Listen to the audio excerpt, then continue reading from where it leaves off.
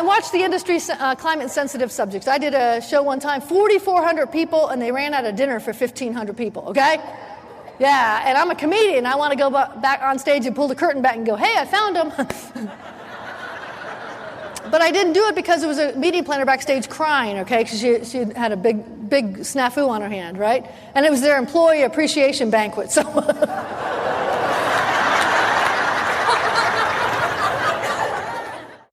Cable access is a word that many people under 50 probably haven't heard much about.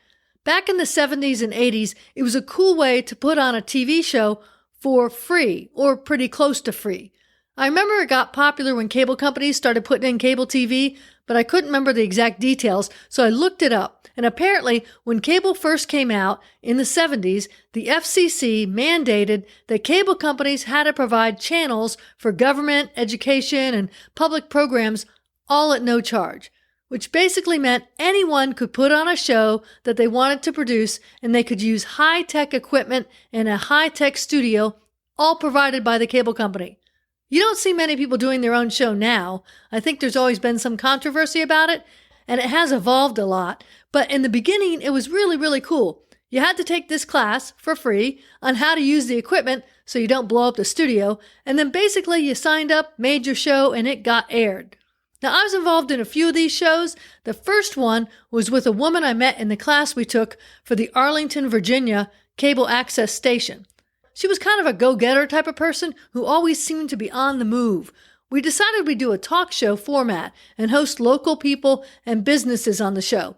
Now, one thing I remember about this woman was that she was married to a doctor who lived in California.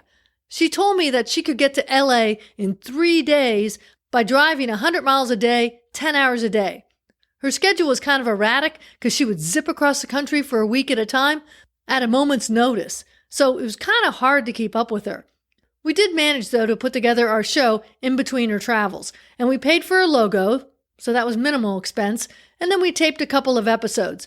And then one day, she was gone, with the only copies of our tapes. Yeah, I tried to reach her, and I called her and called, no luck. I'm pretty sure she had taken our tapes to LA, probably to make her fortune.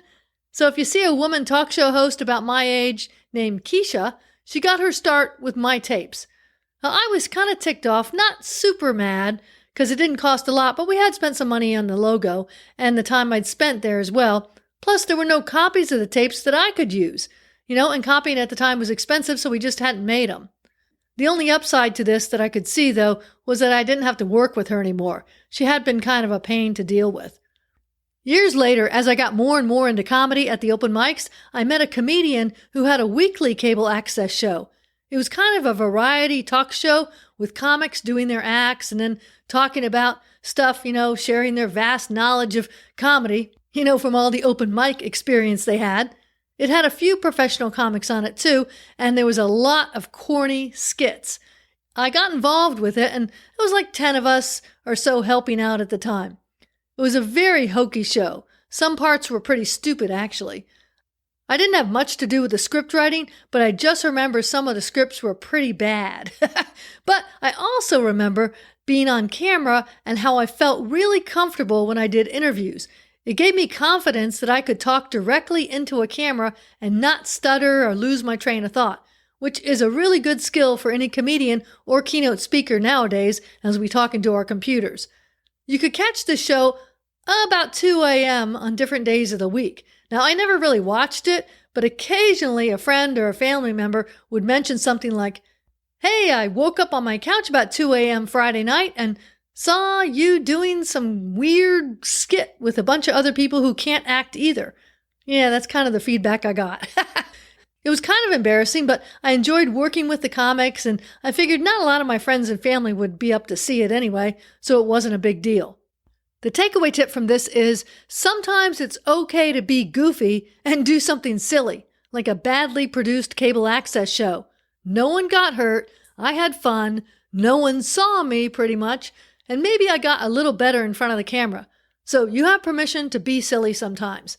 That's it for this episode. Thanks for listening. Feel free to check out my website, theworklady.com. This is Jan. Take care and enjoy your journey.